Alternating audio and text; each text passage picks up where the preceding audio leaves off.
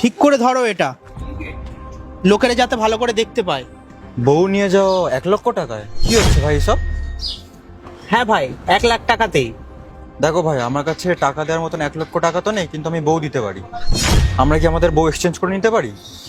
হ্যাঁ, ডিলটা তো খারাপ নয়, আমরা তো এক্সচেঞ্জ করে নিতেই পারি। তুমি দাও, তুমি ওদিকে যাও।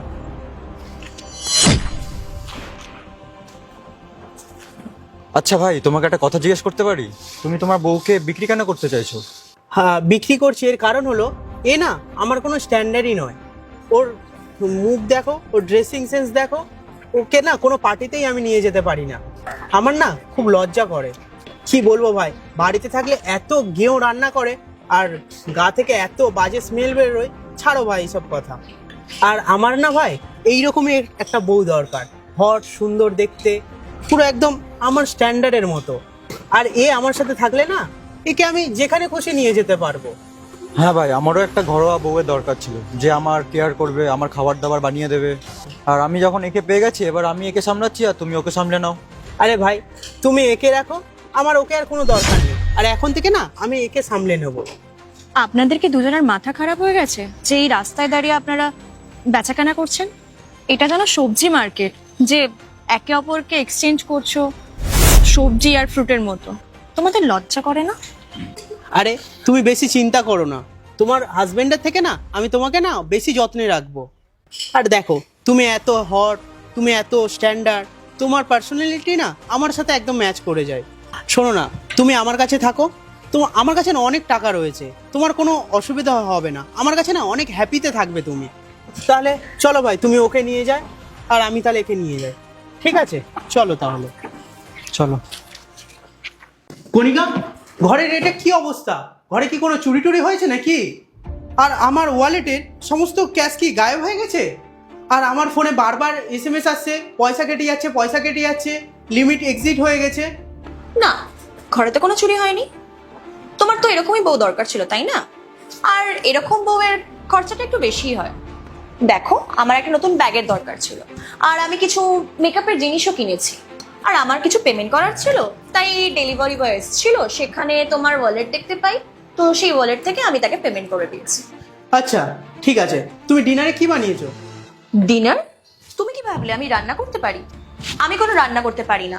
তুমি এক কাজ করো, তুমি অনলাইন অর্ডার করে দাও। দেখো কণিকা, তুমি এই বাড়িতে অনেক দিন আছো, এবার আমার মনে হয় তোমাকে খাবার বানানোটা শিখে নিতে হবে। খাবার বানানো আমি শিখবো? তোমার কি মাথা খারাপ হয়ে গেছে? তুমি জানো আমার এই ম্যানিকিউর কত দামি?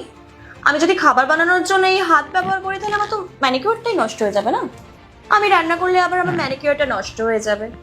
তারপর আমি যদি ম্যানিকিউর আবার করতে যাই, সেখানে যে তুমি টাকাটা আমাকে দেবে, সেটা একদমই নিশ্চিত যে তুমি দেবে না। তুমি না ইউজলেস ওয়াইফ, এক নম্বরে ইউজলেস ওয়াইফ তুমি। তুমি না শুধু উপর উপর দেখতে সুন্দর, তুমি না কিছুই করতে পারো না। তোমার থেকে না আমার ওয়াইফ না 1000 গুণ ভালো ছিল। শ্বেতা না অনেক ভালো ছিল তোমার থেকে। শ্বেতা না আমাকে খেয়াল রাখতো, আমার সমস্ত কাজ করে দিত। তুমি শুধু উপরেই দেখতে সুন্দর, ভিতরে সুন্দর তো শ্বেতার ছিল। তাহলে যদি তোমার ওয়াইফ এতটাই সুন্দর হয়, তাহলে বিক্রি কেন করলে? নিয়ে এসো ওকে। শোনো না, টিফিনটা নিয়ে যাও। কি বানিয়েছো আজকে তুমি আবার? মূলোর তরকারি আর রুটি। রুটি? আমার মনে হচ্ছে এটা নিয়ে না তোমার মাথায় ছুঁড়ে মারি। আমাদের অফিসে না সবাই এত ভালো ভালো খাবার নিয়ে আসে, চাইনিজ, ইটালিস। তোমার মুখটা যেরকম না, তুমি সেই রকম খাবার বানাও তুমি আমার জন্য। তুমি আমার সাথে কেন এরকম ভাবে কথা বলছো? আমি তো তোমাকে আমাদের ঘরের ভালো খাবার রান্না করে খাওয়াচ্ছি। এতে শরীর ভালোও থাকে আর অসুখও হবে না। আর তুমি যদি ওইসব খাবার খাও, তাহলে তোমার তাড়াতাড়ি শরীর খারাপ হয়ে যাবে। আর তুমি সবসময় আমাকে বকতে থাকো কেন? তুমি তো আমার সাথে একটু ভালোভাবে কথা বলতে পারো। এরকম ভাবে কথা বলবো না তো তোমার সাথে কেমন ভাবে কথা বলবো? জানি না আমি তখন কার কথা শুনে আমার মাথায় কি ভূত ঢুকলো, তোমাকে তখন আমি বিয়ে করে নিয়েছি। না তোমার কোনো স্ট্যান্ডার্ড আছে, না তোমাকে আমি কোথাও নিয়ে যেতে পারি। জানি না তোমাকে যে আমি কেন যে বিয়ে করে নিয়ে আসতে গেলাম। তোমাকে বিয়ে করে না আমার পুরো কপালটাই খারাপ হয়ে গেছে। লোকজন আসলে না সবাই সবার বউয়ের সাথে আলাপ আলোচনা করায়, কিন্তু আমি না কেউ আসলে তোমার সাথে তো আলাপই করাতে পারি না, পুরো অপমান হয়ে যায়। আর তোমাকে যদি আমি বাইরে নিয়ে যাই, তুমি জানো আমি কতটা অপমান হই। আর আমিও যে তোমার সাথে কেন যে ফালতু তর্ক করছি। আর হ্যাঁ, তোমাকে যদি এক্ষুনি বাইরে যদি বিক্রি করতে নিয়ে যায় না, তোমাকে না ফ্রিতে না কেউ কিনবে না। তুমি কেন আমার সাথে এভাবে কথা বলছো?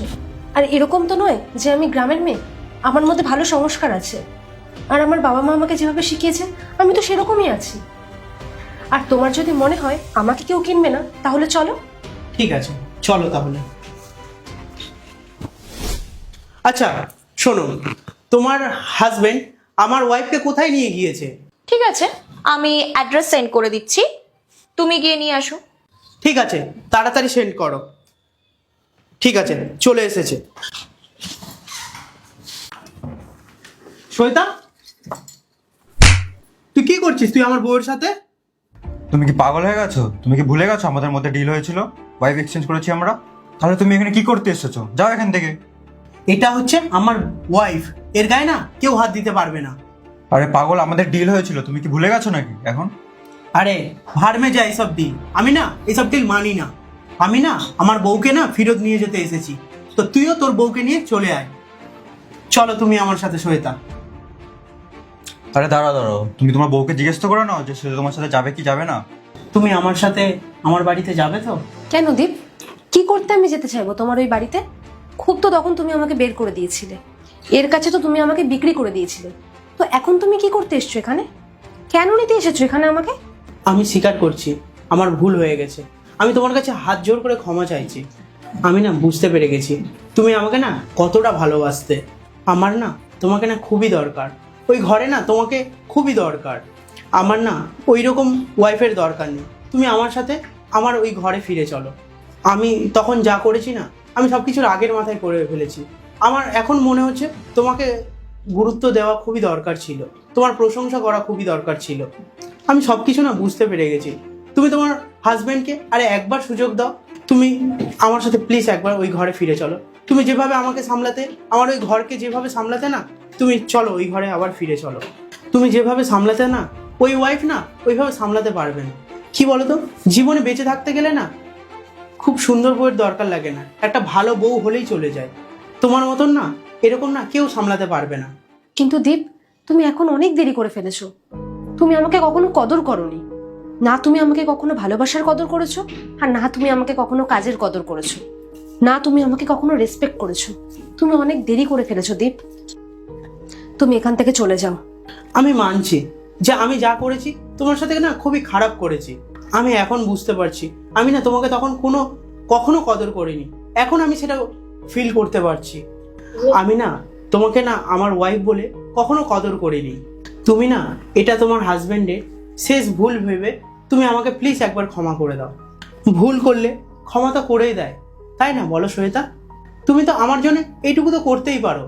প্লিজ তুমি একবার আমার সাথে বাড়িতে ফিরে চলো। তোমাকে ছাড়া না আমি বাঁচতে পারবো না। দীপ, তুমি এখনো বুঝতে পারোনি এখানে কি চলছে?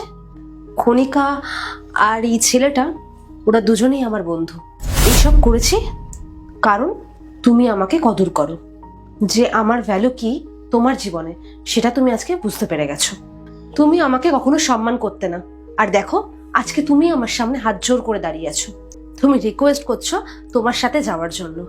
তুমি না খুব ভালো করেছো শ্বেতা, তুমি খুব ভালো ডিসিশন নিয়েছো। আমি না এটারই যোগ্য। আমার মতন ছেলের সাথে না এরকম হওয়াই দরকার। আমি না জাস্ট তোমাকে আর একটাই কথা বলতে চাই, তুমি প্লিজ আমাকে আর একটা সুযোগ দাও। তুমি প্লিজ আমার সাথে চলো। প্লিজ আমার ঘরটাকে আগের মতো আলো করে তোলো। বাকি না তোমার মর্জি। ঠিক আছে দীপ, আমি তোমার সাথে যেতে রাজি আছি, কিন্তু আমার একটা শর্ত আছে। কি? এবার থেকে তোমার আমাকে সম্মান করতে হবে, রেসপেক্ট করতে হবে, আর কেয়ার করতে হবে। আর আমি জব করতে চাই, তোমার আমাকে জবের জন্য পারমিশন দিতে হবে। আর আজকে যদি আমি জব না করি, তাহলে তুমি যদি নেক্সট টাইম কখন আমাকে এভাবে বাড়ি থেকে বের করে দাও, তখন আমার কি অবস্থা হবে ভাবো তো? আমার নিজের একটা সেলফ রেসপেক্ট আছে, তাই আমি জব করতে চাই। যদি তুমি রাজি হও তাহলে আমি তোমার সাথে ফিরে যেতে পারি। ঠিক আছে শ্বেতা, আমি সব কিছুতে রাজি আছি। তুমি যেরকম চাইছো না সেরকম ভাবেই হবে। তুমি ওই ঘরে যেরকম ভাবে বেঁচে থাকতে চাও সেরকম ভাবেই তুমি থাকবে। আমি তোমাকে প্রমিস করছি, আর আমি কোনোদিন এরকম করব না। কিন্তু প্লিজ তুমি আমাকে আর কোনোদিন ছেড়ে যেও না। শোন ভাই, খেয়াল রাখিস, খুব ভালো মেয়ে একটা। ঠিক আছে, চলো।